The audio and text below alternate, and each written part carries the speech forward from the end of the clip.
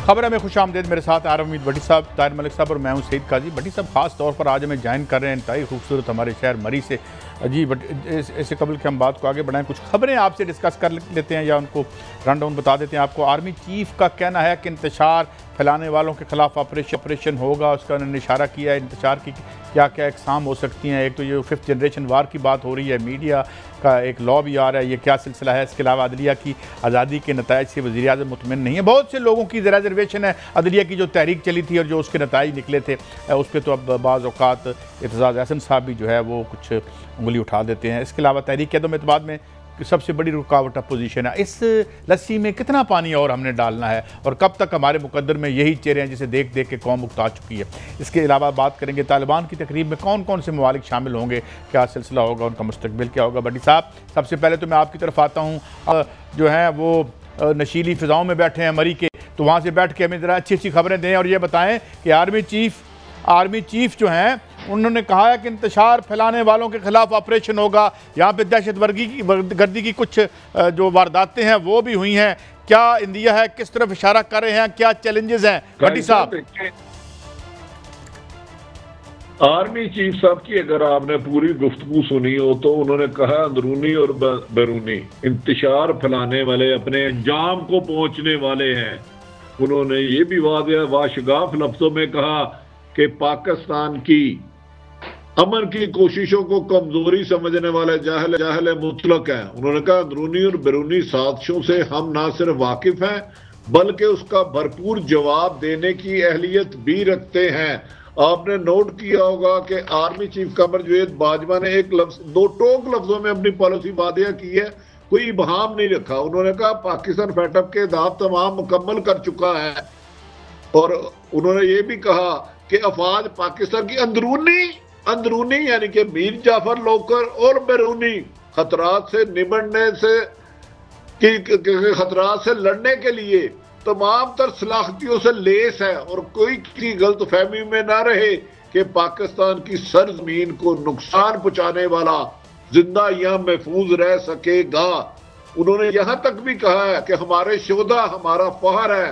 गाजी और शहोदा से ताल्लुक रखने वाले तमाम रिश्तेदारों को सलाम पेश किया है। तो मेरा ख्याल है आर्मी चीफ की इस गुफ्तगू के बाद जो मैं देख रहा था कि इंडियन मीडिया चीखो पुकार कर रहा, रो रहा है कि पाकिस्तान ने तालिबान को फतह दिलाई। हाँ, हमने तालिबान को फतह दिलाई, लेकिन अमन के लिए भारत ने और अमेरिका ने वहां दहशत गर्दी के लिए उसको तोरा वोरा बनाने के लिए तबाहियां की। अब यही वजह है कि भारत तन्हाई और बेबसी का शिकार है।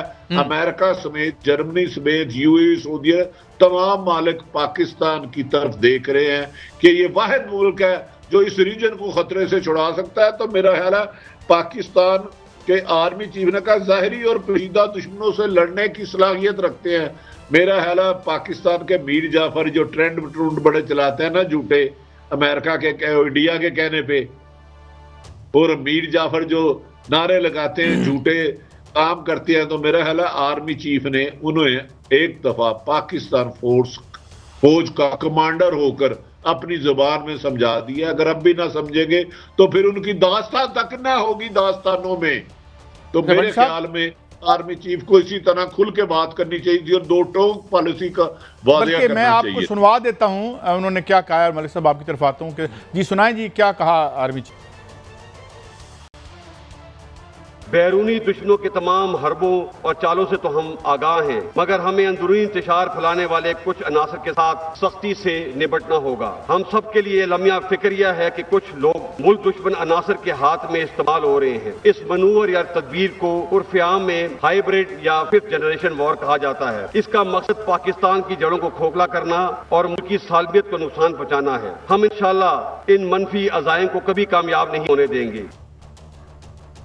जी मलिक साहब, मेरे लिए ग्रेसफुल है। एक आर्मी चीफ का ये कहना बनता भी है। नफसियाती जंग तो आपको पता है ये हमेशा रही है, पूरी दुनिया में एक वॉर रही है और आप कहते हैं ना कि असल में जंग हारते हैं दिमाग में सबसे पहले। तो उन्होंने बड़ी अच्छी निशानदी की है। बाकी भट्टी साहब ने इसका इतना अच्छा एक तरीके से एक्सप्लेन किया, मैं इसको रिपीट नहीं करना चाह रहा। मैं जनरल साहब को एक और चीज़ पे उनकी तारीफ़ करना चाह रहा हूँ। उन्होंने इसके साथ ये जो बात की कि इंसानी तरक्की, सेहत, एजुकेशन, समाज की जो भलाई है वो भी उतनी इंपॉर्टेंट है जितनी दुश्मन से लड़ने की ताकत हमें चाहिए। तो मैं समझता हूँ बड़ी उन्होंने बैलेंस बात की है कि अगर आपने दुश्मन को ख़त्म करना है, इसलिए ख़त्म करना है कि घर को अच्छा बनना है, यहाँ रहने वाले शहरी के पास एजुकेशन हो, तालीम हो, अच्छी ज़िंदगी हो, हमने शहरी के लिए पाकिस्तान को बचाना है। मैं समझता हूँ बाजवा साहब के दोनों मैसेज बड़े खूबसूरत है और बड़े बैलेंस है। अच्छा नहीं, लेकिन ये है कि उन्होंने कहा जी जो हाइब्रिड वार और 5th जनरेशन वार है। अच्छा मुझे समझ नहीं आती, मेरे जैसे लोग जो है वो वैगन पे अखबार के दफ्तर में आए थे, अब 8 करोड़ की गाड़ी में बैठे होते हैं, तो कौन सी और आज़ादी चाहिए? मतलब है, मैं होंडा 70 में भी मैंने बड़े लोगों को देखा, और उसके बाद माशाल्लाह दौलत के अंबार भी देखे, सहाफ़त में भी और सियासत में भी। की चाहिए अग ला दी, ये की करिए बड़ी मलिक साहब? नहीं देखिए काजी साहब, थोड़ा सा मेरा हाल जरा नहीं आप बताएं ना, मैं अगर गलत हूं तो मुझे कहें गलत है। हुआ क्या हुआ क्या? ये जो आपने वार लगी ये टेक्नोलॉजी की वजह से हुआ है। मेरा नहीं ख्याल इंसान पहले बड़ा महज़ब था। मैं याद है जब मैं छोटा था हम आकाशवाणी सुनते थे तो हर वक्त पाकिस्तान के खिलाफ जहरीला प्रोपेगेंडा था, तो एक टूल तो वही था। मतलब मेरी बात सुन लेना, हुआ क्या? हुआ ये है कि अब हर बंदे के हाथ में मोबाइल आ गया, इंटरनेट आ गया, आपकी एक्सेस बढ़ गई है। जब हम लोग सहाफत में आए थे तो जिस तरह हमने पहले भी बहस की, हम एक सिस्टम में थे, हमारे सर पे एडिटर था, एक सिस्टम था। अब आप टेक्नोलॉजी ने आपको एक रास्ता दे दिया कि आप व्हाट्सएप वो क्या टेक्नोलॉजी सिर्फ पाकिस्तान में है या कहीं और भी है? नहीं, बाकी दुनिया इतनी जंगों में रहती भी नहीं है जितना हम। मुझे बताएं ना, बड़ी जंगों में रहते हैं। अमेरिका सबसे ज्यादा जंगों में रहता है। यूरोप की बात, मुझे यूरोप की बात करें, अमेरिका की बात करें, मुझे ये बताएं, एक अमेरिका का यूट्यूबर बैठ के कह सकता है कि उसका जो सेंट काम का चीफ है वो दोनों ये कर रहा है और वो कर रहा है, तो फिर वो कंट्रोल की आजादी दे तो नहीं। आप बात मुकम्मल करें फिर आगे जाते हैं। आजादी क्या, आपने तो मीडिया लॉ भी ला रहे हैं, आप भी हर जगह लॉ है भाई, लाइबल्स हैं। तो आप जो बातें यहाँ करते हैं ना, आप अमेरिका और बर्तानिया में नहीं कर सकते, तो आप इसलिए नया लॉ बंद करने लगे। मुंह तो खुले हुए हैं यार, मुंह तो एडे खुल गए ने। काजी साहब आप बंद करने जा रहे हैं, कोई मुंह बंद नहीं है यार। आर्मी चीफ के खिलाफ आप बोल रहे हैं, ISI चीफ के खिलाफ आप बोल रहे हैं, फौज के खिलाफ आप तकरीरें कर रहे हैं, खड़े होकर नारे लगा रहे हैं और जो मर्जी कह रहे हैं, कोई बंदा पूछता नहीं और की आजादी देगी। तो आप मानेंगे नहीं, दुनिया में जो खजाना लूटने की आजादी आपको मिली रही है सारी उम्र, और आप मुंह खोलने की भी आजादी और की दी है। मुंह खोलने की आजादी दुनिया इसको कहती है। दुनिया में 140 में से 111वां नंबर है आपका, इतना मुंह खोल किसका? पाकिस्तान का। 111वां मुल्क कौन देता है? दुनिया का सबसे बड़ी डिक्टेटरशिप सहाफत के अमेरिका में है, और वही बैठ के ये रेटिंग बनाते हैं, 2 नंबर रेटिंग बनाते हैं अमेरिका को फॉलो। मलिक साहब मुझे बताएं, और यार मैं 4 साल अमेरिका में रहा हूं, तो हमने फॉलो कर, मैंने फॉलो, आप फॉलो करते हैं, हम नहीं फॉलो करते। भट्टी साहब मुझे एक बात बताएं, मुझे ये बताएं कि BBC हो, CNN हो, प्रोड्यूसर के एक फिक्रे से वुल्फ ब्लिट्जर हट के बोले, दूसरे दिन नौकरी से बाहर हो, उसको क्लर्क कोई न रखे। यहाँ जो मुंह में आता है बोली जा रहे हैं, जो मुंह में आता है बोली जाते हैं, मगर आजादी नहीं है। Please tell me, educate me please. अच्छा कैसा, मैं छोटा सा अर्ज करने लगो, मैं आप जितना साहिब इल्म नहीं हूं, एक ट्रेड यूनियनिस्ट हूं।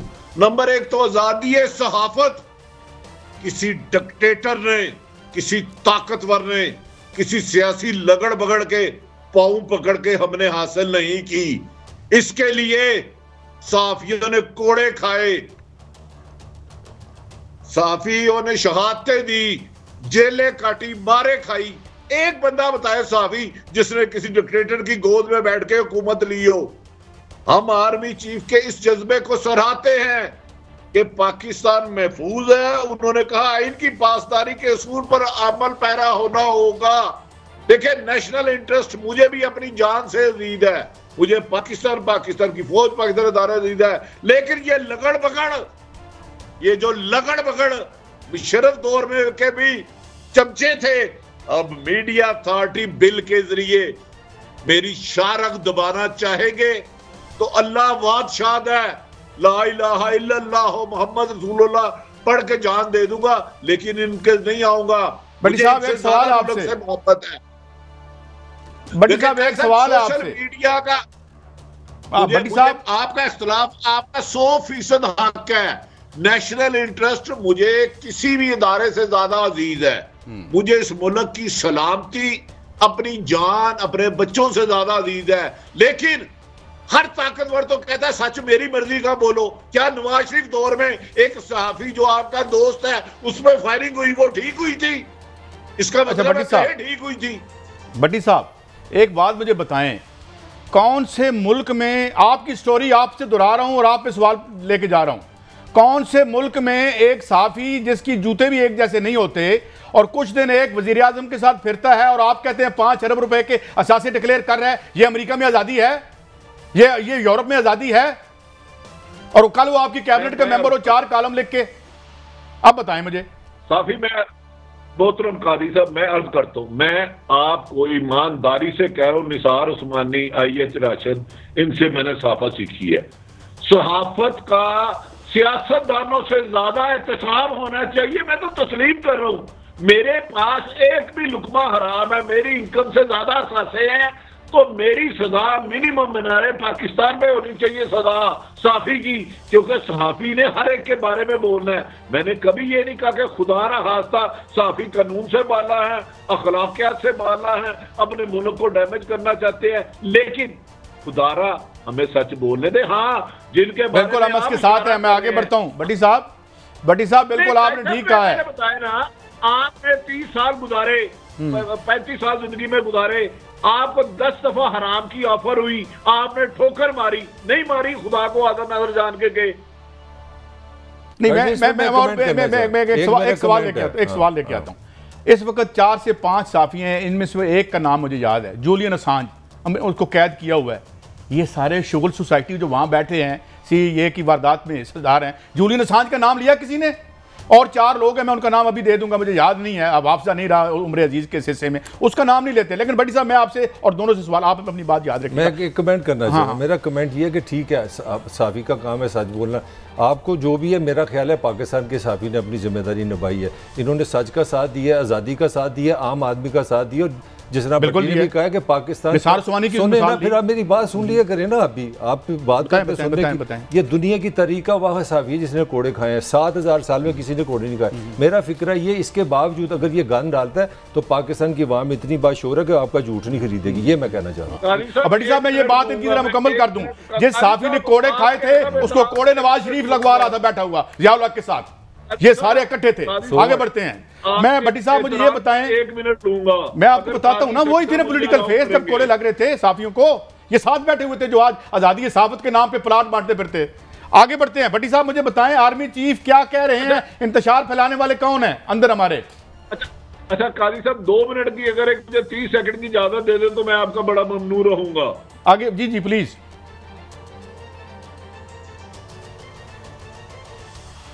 काजी साहब इजाजत है? बोलिए हजूर, इंतजार कर रहे हैं हम। अच्छा काजी साहब, अर्ज ये है कि मैंने कहा निसार उस्मानी थे हमारे PFUJ के सदर, अब तो यूनियन में 5 हो गई हैं। वो जियाउल हक साहब को बड़ा सवाल सख्त करते थे, उसके बाद 2 लगड़ बगड़ साफी उठे, जियाउल हक साहब उन्हें वेट भी देते थे, इज्जत भी देते थे, क्योंकि वो हराम नहीं खाते थे, वो झूठ नहीं बोलते थे, वो किसी सियासतदान के प्यादे नहीं थे। उन्होंने गिरफ्तार करवा दिया, कुछ महीने वो नहीं आए तो जियाउल हक साहब ने कहा निसार उस्मानी साहब कहाँ है, उन्होंने कहा वो जेल में, उन्होंने बाहर निकाले। तो फिर 2 लगड़ बगड़ फ्राडिये साफियों ने एक दफा सवाल किया जियाउल हक को, तो उन्होंने कहा निसार उस्मानी ना बनना, मैं तुम्हारे पीछे करके ISP और DGPR के पैसे निकलाऊंगा। हम कहते हैं साफियों की करप्शन का गला दबा दे, लेकिन खुदा के लिए हमें सच जरूर कहने दें। हमें, मेरे इस मुल्क की मोहब्बत मेरी जान से ज्यादा अजीज है, लेकिन ये जो मीडिया अथॉरिटी बिल है इसमें मैंने कुछ चीजें पढ़ी हैं, काजी साहब ही सेड और शी सेड रह जाएगा।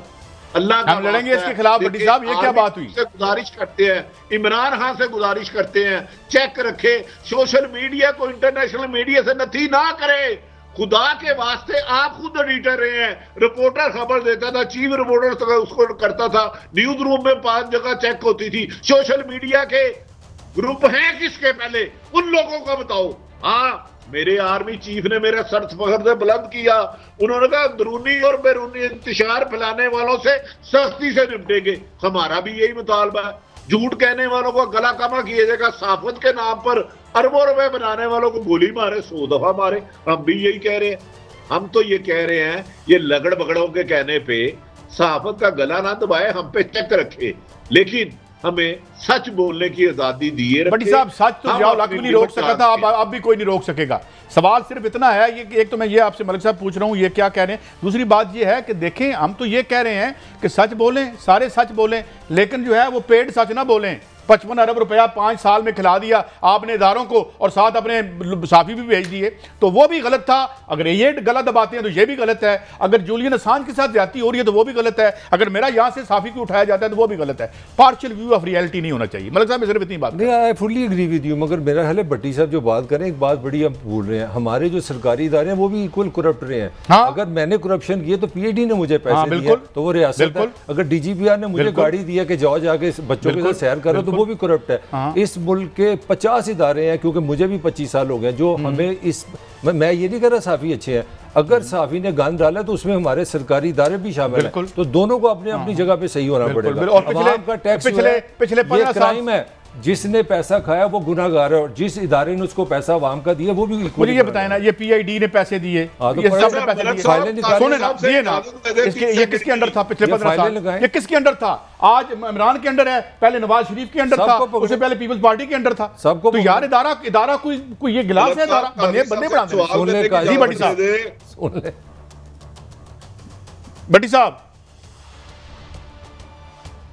अच्छा मलिक साहब, सिर्फ मैं काजी सईद साहब से एक सवाल करता हूं, जिसने 40 साल अपनी जवानी इस प्रोफेशन को दे दी। हम में गंदे लोग होंगे, उनका एहतसाब होना चाहिए। हम ना कानून से बाला ना अखलाकियात से बाला हैं। मुझे एक बात बता दें काजी सईद साहब, आपने सारी उम्र सहाफत की, आपने कितना हराम खाया? आपने ठोकरें नहीं मारी? मैं गवाही नहीं दे सकता, देख के तो नहीं खाया। जियाउल हक से मुशर्रफ से प्लाट लिया, कोई फायदा लिया नहीं?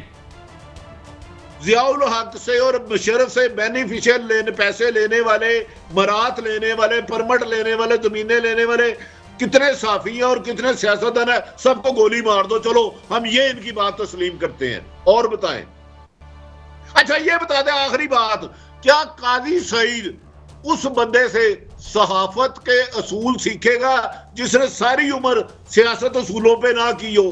काजी सईद सिर्फ हाँ या ना का जवाब दे। हम तो नहीं सीखेंगे, हम तो निसार उस्मानी साहब के फैन हैं, हम तो उनकी खाक हैं, यूं समझ ले। हम तो कुछ भी नहीं है, हमने तो कुछ भी कंट्रीब्यूट नहीं किया, वो सख्तियां नहीं उठाई जो आपने उठाई हैं। आपने जो है यहाँ जो पूरी स्ट्रगल लड़ी है। मगर मैं ये कहता हूं कि आज ये सिर्फ मैं हाथ जोड़ के कहता हूं, साफी ना पीटीआई का मुलाजम बने, ना एस्टैब्लिशमेंट का मुलाजम बने, ना मुस्लिम लीग नून का मुलाजम बने, साफी रहे, बस इतनी बात है। क्यों मलिक साहब? काजी सईद मेरा भी यही मौकफ है, साफी किसी सियासी जमात या अदारे का गुलाम होता है तो वो साफी नहीं है, वो फिर जमादार है, उसको साफत छोड़ देनी चाहिए, सियासी जमात ज्वाइन कर लेनी चाहिए। You are 100% right. आगे बढ़ते हैं भट्टी साहब, एक 60 और सुनवाता हूँ आपको जनाब आर्मी चीफ साहब का, और देखते हैं कि जाहिर है वो एक अहम शख्सियत हैं तो हमें सुनना पड़ता है गौर से। जरा सुनाइएगा।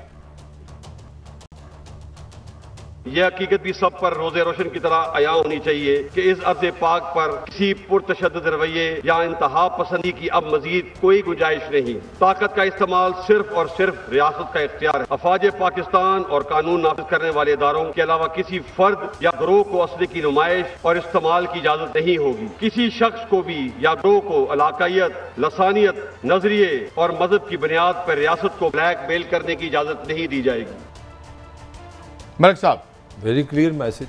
देखें हमारे अनफॉर्चुनेटली उस हिस्ट्री में नहीं हम जाते, यहाँ पे नॉन स्टेट एक्टर्स रहे हैं। बिल्कुल नॉन स्टेट एक्टर्स का सियासत पे भी असर है, मीडिया पे खौफ रहा है, इकोनॉमी पे अभी तक धमकियां दे रहे हैं। मैं यहाँ पे ऐसे ऐसे लोगों को जानता हूँ कि मैं हमारे पिछले दिनों आप हमारे कॉमन फ्रेंड आए तो उन्होंने बताया एक बहुत बड़ा ग्रुप है, वो मुझे ऑफर लगा रहे हैं कि 3 करोड़ का प्लाट है, हम आपकी सेटलमेंट कराते हैं, 1 करोड़ हमें दे दें। तो मैं समझता हूँ यही कॉन्स्टिट्यूशन ऑफ पाकिस्तान है, यही रियासत है, यही सैनिटी है। अगर इससे नीचे हम जाएंगे तो हम जिंदा नहीं रहेंगे। I must appreciate it definitely. अच्छा भट्टी साहब ये देखें कि उन्होंने कहा है कि जनाब जो वायलेंस है वो राइट है स्टेट का, यानी जाहिर है ताकत का इस्तेमाल जो है वो कानून के मुताबिक और आइन के मुताबिक रियासत कर सकती है, नॉट बियॉन्ड दैट। ताकत का इस्तेमाल जो है वो देखें ना, अदालत अगर आपको सजा देती है, सजा मौत देती है, तो वो एक कानून के तहत है। जी सब 100% ठीक कहा।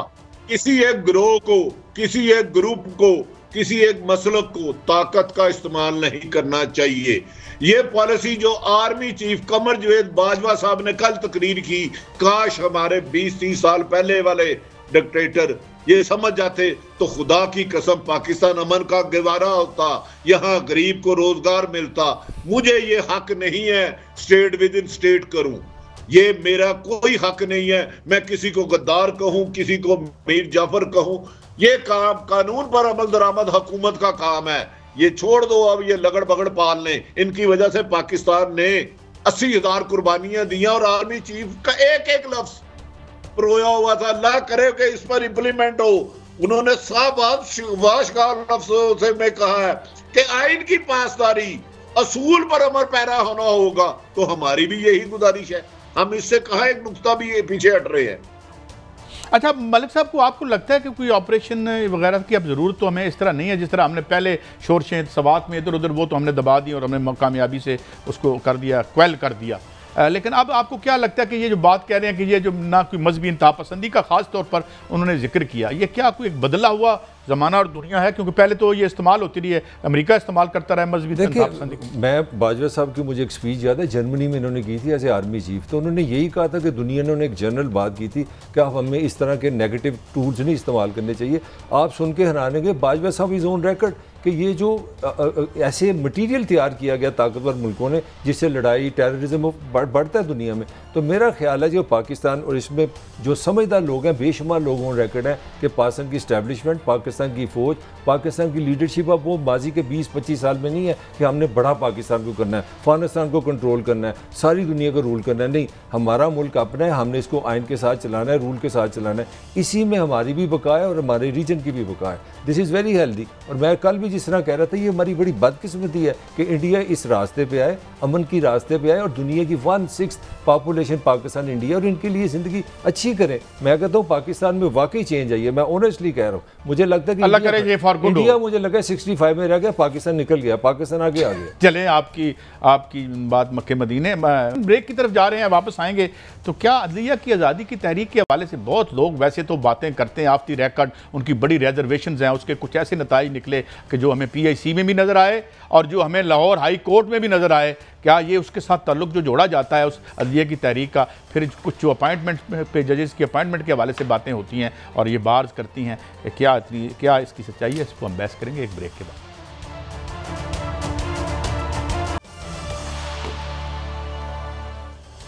वेलकम बैक नाजरीन। इसी तरह हमारे रन डाउन तब्दील हो जाते हैं जैसे हालात बदलते हैं। आपने देखा होगा अपनी TV की स्क्रीन पर कि एक हुकूमत और अबूरी हुकूमत का ऐलान कर दिया गया है और जिसके जो हैं रईसुल जमहूर जिसे कहते हैं या जो हेड है उसके हैं मोहम्मद हसन, उसको लीड करेंगे।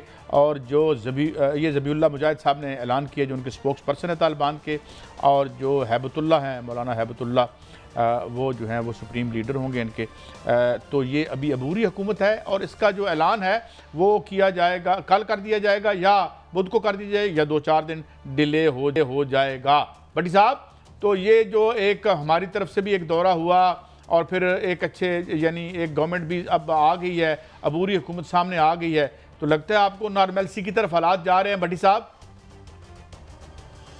देखिए, मैं काजी साहब थोड़ा सा गुजारिश करूं, अगर आपने आर्मी चीफ साहब का कमर जावेद बाजवा साहब का तकरीर सुनी हो तो उन्होंने बड़ा शगाफ लफ्जों में कहा था हम बैरूनी और अंदरूनी साथियों को चाह रहे हैं। भारत एक अरसा दराज से अहमद शाह मसूद के जरिए इन्वेस्टमेंट कर रहा था कि कंसेंसस के साथ किसी भी कीमत पर अफगानिस्तान में अबूरी हुकूमत ना बने और अफरा तफरी रहे, खासकर पंजशेर के जरिए उसने इन्वेस्टमेंट की थी अरबों रुपए कि गड़बड़ हो। और इस पाकिस्तान के जनरल फैज हमीद जब गए थे, मेरी इतला के मुताबिक आर्मी चीफ कमर जावेद बाजवा साहब प्राइम मिनिस्टर तफसीली गुफ्तगू करके गए थे और इतनी जल्दी हुकूमत बनने का यही वजूहात हैं क्योंकि भारत अपनी पूरी एनर्जी लगा रहा था अपने राह के जरिए, मोसाद के जरिए कि कोई अबूरी हुकूमत ना बने और वहां अफरा तफरी का आलम रहे, कोई निज़ाम ना बन सके। तो ये कामयाबी अफगान तालिबान की एक बहुत बड़ी कामयाबी है कि कंसेंसस के तहत उन्होंने तमाम स्टेक होल्डरों को मिलाकर एक अबूरी हुकूमत बनाई है और इसके बाद वो देखता है कि आइंदा अमल क्या होता है। और अब मुझे यकीन है कि इसमें खवातीन के हकूक का भी किया जाएगा और जो बैनुल अक़वामी दबाव था कि खवातीन और लोगों को हकूक दिया जाए, फिर अब मजबूर हो जाएगा वो भारत या अमेरिका जो कह रहे थे तालिबान को या अफगान हुकूमत को तस्लीम नहीं करनेंगे, जो उन्होंने अभी तक मेरी नजर में अबूरी हुकूमत का ऐलान किया है, ये इस पॉलिसी का ऐलान है कि वो अफगानिस्तान में अमन चाहते हैं और आप अफगानिस्तान की सरजमीन को किसी भी दहशतगर्दी के लिए इस्तेमाल नहीं होने देंगे, जिसकी जिंदा मिसाल है उन्होंने मुल्ला मोहम्मद हसन को कायम का प्राइम मिनिस्टर बनाया और मुल्ला उमर के साहबजादे को दिफा का मिनिस्टर बनाया है। तो बादिउल नजर में ऐसा लगता है कि अफगानिस्तान की अबूरी हुकूमत अब इस रीजन में अमन के लिए कोशिशें रहेगी और अफगानिस्तान की जमीन को कोई दुश्मन मुल्क दहशतगर्दी के लिए इस्तेमाल नहीं कर सकेगा। यही इनकी कामयाबी है कि कंसेंसस के साथ ऐसी हुकूमत का ऐलान करना जिसमें तमाम स्टेक होल्डर शामिल हो और कोई लड़ाई झगड़ा और कोई फसाद की वजह ना बने। तो मेरा ख्याल है इसमें जनरल फैज हमीद और आर्मी चीफ और प्राइम मिनिस्टर ऑफ पाकिस्तान की मशावरत चीन और रशिया की बहुत ज्यादा अहम है मेरी इतलात के मुताबिक। यकीनन आज की हुकूमत के बाद अभी थोड़ी देर बाद आप इंडियन मीडिया लगाएं तो उन्हें मिर्चें लगी होंगी और उनकी चीखों पुकार आपको पाकिस्तान तक आती हुई नजर आएंगी, सुनाई देंगी। जी मलिक साहब, अच्छा एक और देखें ये जो हमारे मैं बड़ा तकलीफ है, ये हमारे एक एंकर हैं और MNA भी हैं और जनाब लियाकत साहब जो हैं जो डॉक्टर जो हैं, तो इनकी तस्वीर को इस्तेमाल किया जा रहा है। एक और वहाँ एक बेहूदगी शुरू हुई है मलिक साहब कि एक वीडियो गेम का तैयारा दिखाया जा रहा है कि ये पाकिस्तान का तैयारा लैंड कर रहा है।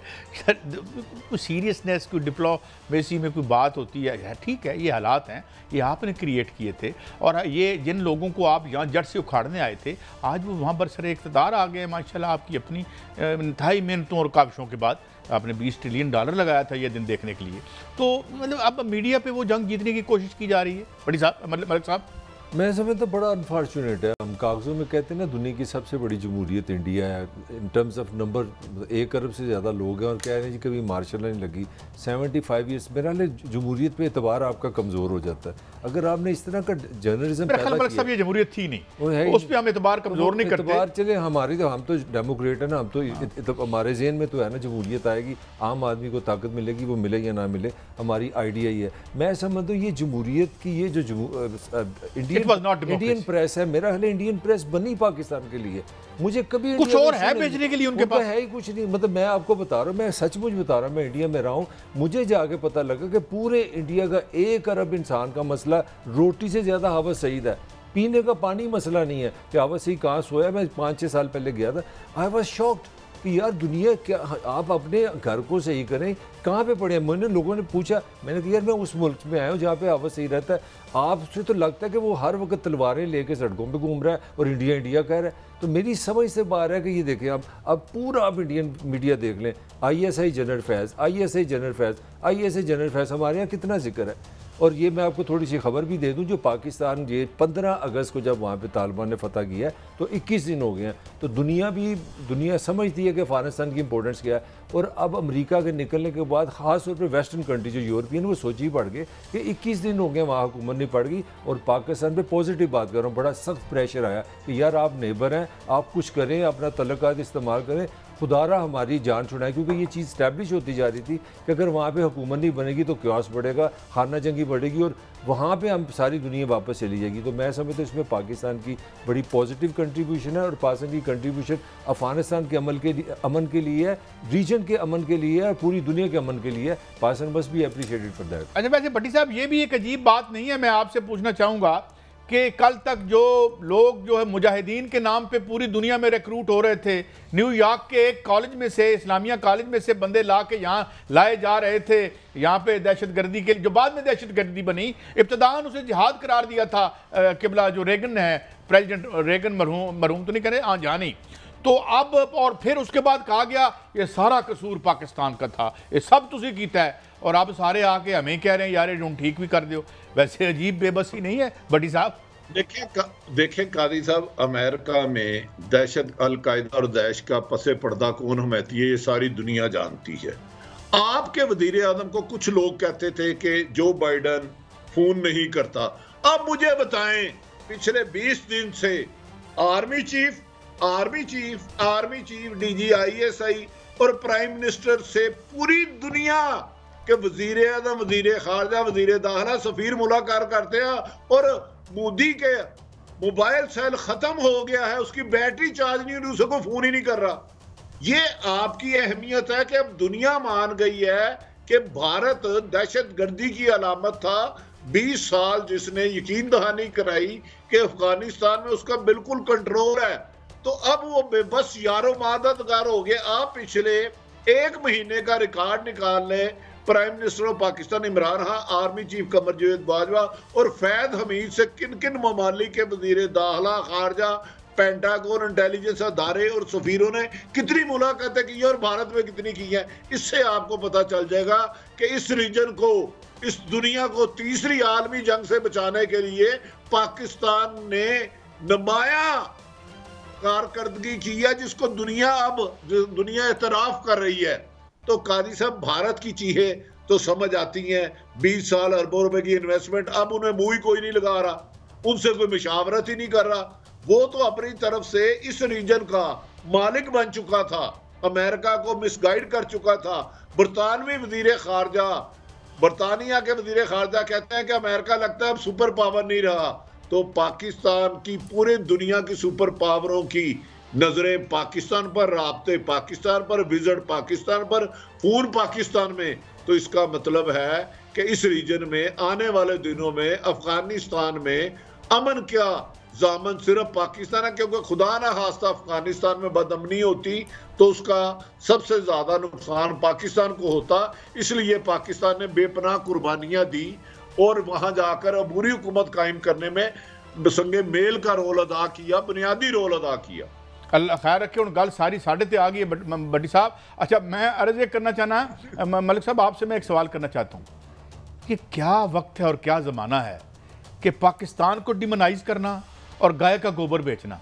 सारा इंडियन रूलिंग क्लास के पास अपने अवाम को देने के लिए, इसके अलावा अभी आपने बड़ी अच्छी बात की, और पानी नहीं है साफ होए, यहाँ तालीम कोई नहीं है, यहाँ दवाई कोई नहीं है। दुनिया की फार्मेसी जो है वो, दुनिया की फार्मेसी कोविड से मर गई। ये दुनिया की सबसे बड़ी फार्मेसी इंडिया को कहते हैं सारी दुनिया। तो ये गाय का गोबर बेच रहे हैं, ये क्या रूलिंग लीड? अच्छा देखिए, मज़े की बात देखिए, कितने दुख की बात है। मैं कोई वो एक छोटा, मैं इंसान होने के नाते समझता हूँ कि अमन हर इंसान का हक है, पाकिस्तान का, इंडिया का, इंसान की बेहतरी। अब अंदाज़ा लगाएं इंडिया की रूलिंग की जिसकी बात की, कि वहाँ पे मुसलमानों की जब वो जल्दी से जब वो कोई अपना गाय ज़िबा करते हैं या अपनी ईद के वाले से, तो उन पर हमला करते हैं। और सबसे ज़्यादा जो अपना जो इंडिया दुनिया में एक्सपोर्ट करने वाला गोश्त, गाय का गोश्त मुल्कों में शामिल है। ये तकलीफदेह बात है। ये बड़े चौकस लोग हैं, ये ज़ाती तौर पर गाय के गोबर की करिश्मे और मौजूदात नहीं समझते। ये अपने अवाम को जलील करने के लिए उन्होंने बना रखा है। तो जब तक हम इनको नहीं हटाते, सियासत से ये गोबर भी ख़त्म नहीं होगा। अल्लाह करे ख़त्म हो, पैगम्बरों का पेशा, इसकी इज़्ज़त बहाल हो